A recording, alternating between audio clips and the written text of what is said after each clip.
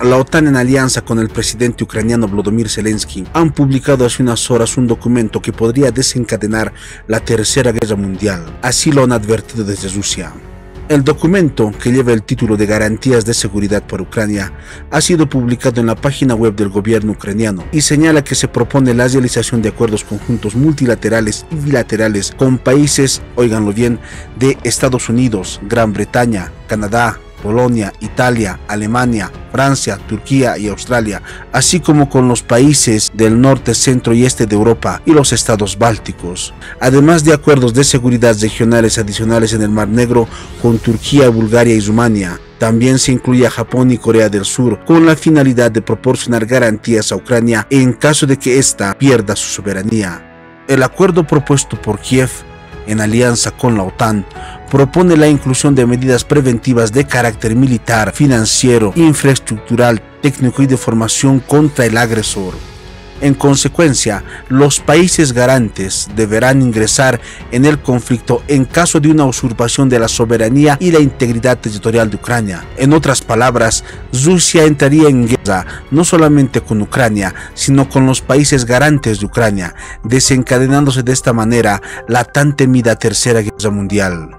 El documento detalla también que se esperan inversiones extranjeras en la base militar industrial de Kiev, una transferencia de armas a gran escala, apoyo de inteligencia y el suministro de modernos sistemas de defensa aérea y antimisiles. Además, Ucrania planea realizar ejercicios con la participación de instructores y asesores de los países de la Unión Europea y la OTAN. En el documento publicado se introdujo una cláusula sobre las sanciones contra Rusia, estableciendo que las restricciones no se levantarán incluso hasta que Moscú compense el daño ocasionado por la guerra. A su vez, el documento también prevé la adopción por parte de los países garantes de medidas destinadas a confiscar los bienes de Rusia y de sus ciudadanos. El texto también menciona que cualquier decisión de levantar las sanciones contra Rusia debe realizarse en estrecha coordinación con Ucrania, enfatiza el documento.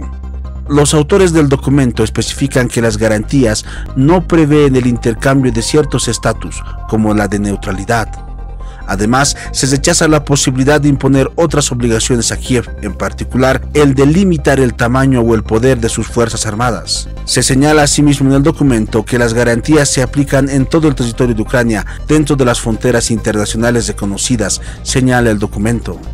Debemos puntualizar en esta parte que Rusia está luchando por la independencia de las repúblicas de Donetsk y Lugansk, repúblicas independentistas que no fueron aún reconocidas ni por la ONU ni por Estados Unidos y que actualmente pertenecen a Ucrania. La firma del documento de garantías para Ucrania haría saltar el conflicto ucraniano de un ámbito regional a uno global. El jefe del despacho de Zelensky, Andrei Yermak, subrayó que un posible acuerdo con estos países no cancelaría el rumbo del ingreso en la OTAN del país ucraniano. Según él, estas garantías son una forma de garantizar la seguridad del país ucraniano hasta que se produzca su entrada. En la redacción del documento participaron numerosos expertos afines a la OTAN y al país del norte.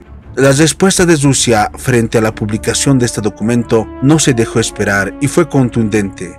Desde el Kremlin señalaron que el documento no es otra cosa que el prólogo del inicio de una tercera guerra mundial. El expresidente de Rusia y actual jefe adjunto del Consejo de Seguridad del país ruso, Dmitry Medvedev, destacó que el documento publicado por el gobierno ucraniano y sus aliados de la OTAN es básicamente un prólogo para el inicio de una tercera guerra mundial. Paralelamente, advirtió que si Occidente continúa con el bombardeo desenfrenado de armas peligrosas para el régimen de Kiev, entonces la campaña militar pasará a otro nivel. La operación militar rusa perderá los límites visibles, seguirá su propio escenario militar con la participación de nuevos actores, detalló Medvedev.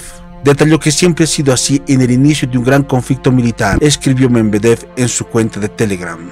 Desde Moscú han abogado en reiteradas ocasiones por garantías de seguridad que incluyan no solamente a Ucrania, sino a todos los países europeos y a Rusia, para que nadie pueda reforzar su seguridad a expensas de otros países. Además, Rusia indicó que las garantías para Ucrania no pueden aplicarse en la península de Crimea, considerada por Moscú como parte de su territorio, así como las regiones de las repúblicas populares de Donetsk y Lugansk. Es decir, Estados Unidos está usando las sanciones desde hace mucho tiempo como una herramienta de atacar a aquellos países que no son alineados con sus propósitos hegemónicos. Pero permítanme hacer un alcance un poco más macro, más global. Aquí se trata de un vacío político a nivel global. Y ese vacío político corresponde porque todos estos países que fundamentalmente manejan la Alianza Transatlántica, que son Estados Unidos y el Reino Unido, atraviesan por una crisis política interna del tipo de globalización que se está llevando a cabo, en donde las corporaciones transnacionales transforman a los estados o los territorios de los estados como sucursales, y esa es una cápsula representativa de lo que está sucediendo a nivel global respecto a la crisis del Estado liberal, la crisis institucional, que no resuelve los problemas concretos de la gente, no resuelve los problemas de desigualdad. Y eso está sucediendo no solamente en Chile, en Estados Unidos, en el Reino Unido. Entonces, ¿qué sucede hoy día a nivel macro, a nivel global? Que no hay un orden mundial porque hay un vacío político en los países que deberían estar contribuyendo a ese orden mundial. Entonces Estados Unidos está inventando siempre, permanentemente, y yo creo que la invasión a Irak es el indicador más importante. A partir de la invasión a Irak, Estados Unidos y el Reino Unido pretenden recuperar hegemonía de forma equivocada, en forma violenta, en forma agresiva, ¿no es cierto?, por el expediente bélico. Fracasaron con el expediente bélico y ahora están con el expediente comercial. ¿Por qué? Porque ellos son los propietarios de las transnacionales más importantes del planeta y, como bien dice el ministro Sergei Lavrov, no quieren competencia a esas transnacionales, quieren aniquilar aquellas transnacionales que puedan ser de Rusia, de India, de Sudáfrica, del mismo Brasil y de China en particular. Y si todo esto continúa, ¿qué pudiese venir entonces después de este expediente bélico del que hace referencia y ahora del comercial? Es un estado de extrema alteración, hay que tomar conciencia. Es decir, que en general, mis camaradas analistas, y les digo camaradas porque hacen el esfuerzo de analizar, también están cooptados. Es decir, yo veo el análisis aquí en Chile, es una cooptación completa al gran capital. Es decir, el gran capital tiene prácticamente destruida la política, permítame que se lo diga.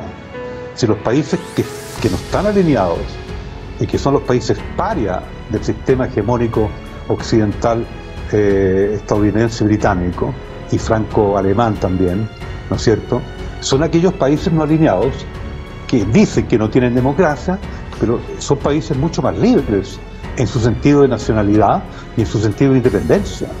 Y ahí no hay alienación, seguramente habrá escasez de recursos. En Corea del Norte, en Venezuela, en Cuba habrá escasez de recursos. Pero no hay la alienación que existe en aquellos países que tienen democracias cooptadas al gran capital transnacional.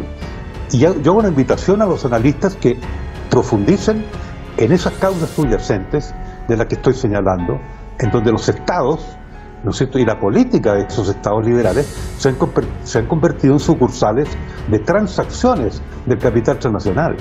Y esa situación ya no da más. Ahora usted me pregunta cuál es la solución. Un regreso al multilateralismo de verdad. Digamos, ahora hay una asamblea general, se tiene que discutir a fondo el caos global y la ausencia de un orden mundial. Eso es lo que tiene que ser la temática central de esa asamblea.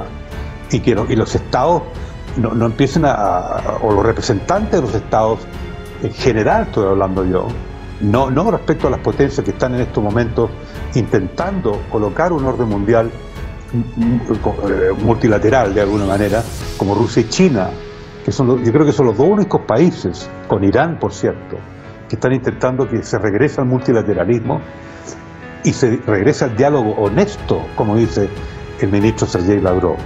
Entonces, la Asamblea General es una posibilidad de un diálogo honesto. ¿Será posible? Yo tengo dudas. Tengo dudas por esa cooptación, ¿no es cierto?, que han hecho los estados y sus dirigentes y sus liderazgos, se han cooptado al gran capital transnacional. Suscríbete a mi canal para recibir más videos.